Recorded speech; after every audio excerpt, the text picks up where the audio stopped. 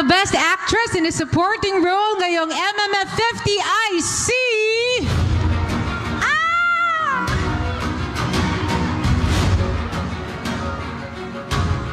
Kaki Chodoro! Isang himala!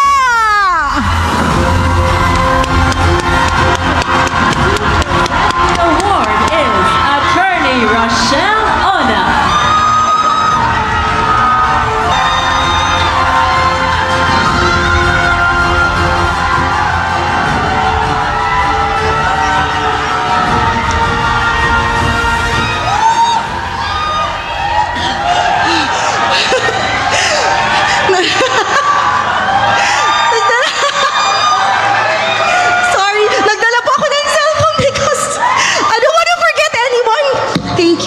Domingo. Thank you.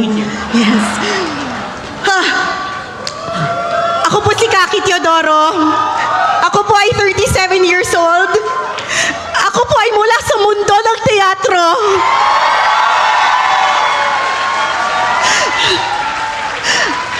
Nais ko lang po magpakilala sa inyong lahat dahil I am surrounded by people who I've admired and seen on screen and on film. What an honor to be nominated alongside these incredible actors. I am sobrang overwhelmed. Okay, let me just read this. I would like to thank the people who have trusted this musical para dalhin dito po sa MMFF 50 at maraming salamat po MMFF for having us for your 50th year. Maraming salamat to of the Venetia for producing our musical in 2018 at 2019, Ed Lacson for directing it, Pepe Jocto, thank you Carlo Mendoza, ang tatlong Maria ko, Azel Santos, Naomi Gonzalez, thank you to my mom for holding down the fort of Diativa nung nag-shoot kami, Sir Noel Ferrer for welcoming me to Team Noel with open arms.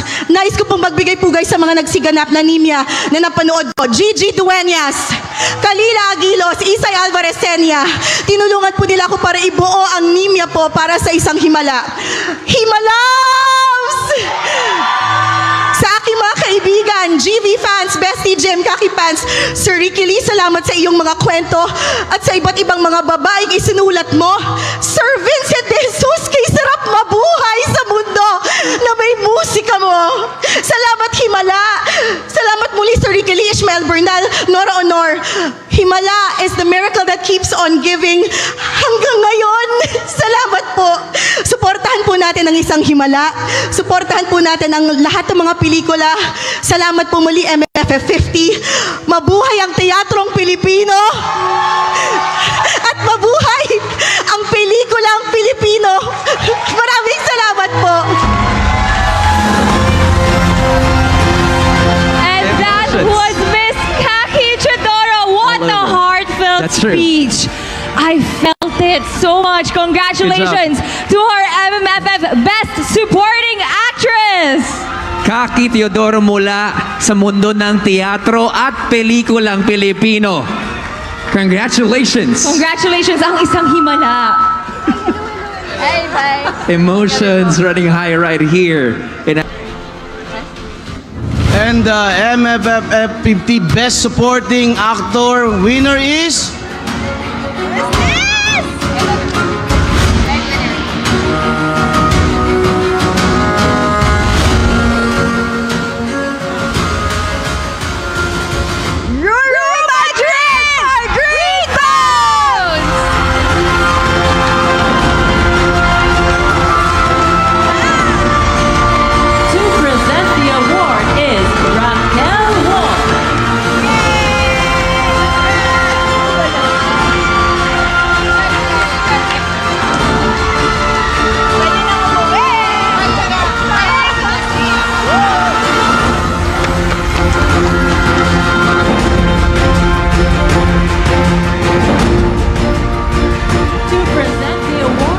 Raquel Wong.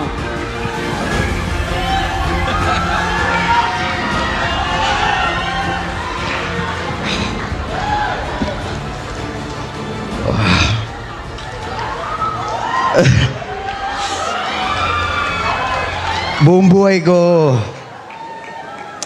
lagi po underdog. Lagi akong talo, na-underestimate. Lagi akong binababa. Pero, noong una, nasasaktan ako, iniisip ko bakit. But then I realized na kaya pala siya nangyayari sa akin para pag dumating yung araw na ibibigay na sa akin yung kapalit nun, katulad po nito, hindi ko po iti-take for granted lahat ng yun.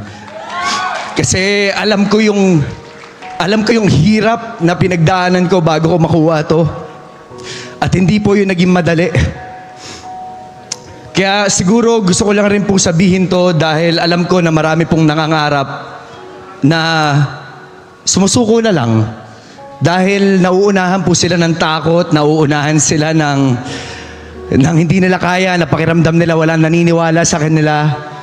Pero naniniwala ako na basta ikaw naniniwala ka sa sarili mo na kaya mo, na mararating may pinapangarap mo, basta malinis ang intention mo, nagpupursige ka at pinipili mong maging mabuting tao sa lahat ng pagkakataon, makakamit mo ito. Kaya nais ko magpasalamat sa lahat ng mga taong naniniwala po sa akin simula una pa.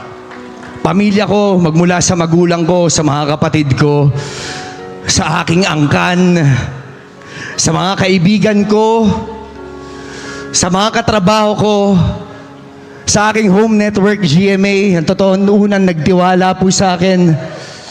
To my Sparkle family, maraming salamat Miss Joy Marcelo, Boss Vic, Kuya Je, and of course sa bumubuo po ng Green Bones. Grabe, ang dahil mo pinagdaanan ito. Of course sa bumubuo ng GMA Pictures, GMA Public Affairs, Miss Nessa, thank you. Miss Annette, thank you. Miss Ange, salamat po sa inyo. Direk Zig, maraming salamat sa gabay mo sa akin. Salamat po. Kuya JC, thank you so much. At sa lahat po, syempre, ito, gusto ko rin po magpasalamat sa aking katrabaho, sa aking iniidolo, Kuya Dennis Trillo. Kuya, habang buhay kong dadali ng pribilehiyo na nakatrabaho kita sa isang pelikula dahil napakahusay mo at sobrang tinitingala kita at grabe, sana makuha ko lahat ng mga natutunan ko at dadaling ko yun. At syempre, nagpapasalamat din ako sa aking mentor, acting coach, Mr. J. Cruz, dahil tinuruan mo ako na lalong mahalin ang aking ginagawa, hindi lamang sa aking pangsariling tagumpay, kundi sa tagumpay na mas nakararami. At higit po sa lahat, sa isang taong pinakamalaking inspirasyon ko sa nagpabago sa aking buhay. Hindi ko mararating to kundi dahil sa'yo. Dahil ikaw, yung totoong naniniwala sa akin noong mga panahon na walang-wala ako. Ikaw yung nandyan, ikaw yung kinakapitan ko, ikaw yung sandigan ko. Kaya maraming salamat, mahal ko, at magkasama natin to pa rin ang lahat ng mga pangarap natin sa buhay. And of course, to MMFF, sa lahat ng bubuo na MMFF, sa lahat po na jury, maraming salamat po sa inyo. Maraming salamat po sa lahat ng sumuporta sa pelikulang Pilipino na kalahok ngayong Metro Manila Film Festival. Mabuhay po kayo lahat, mabuhay po tayong lahat, mabuhay ang pelikulang Pilipino. Maraming salamat po sa inyo. Thank you guys.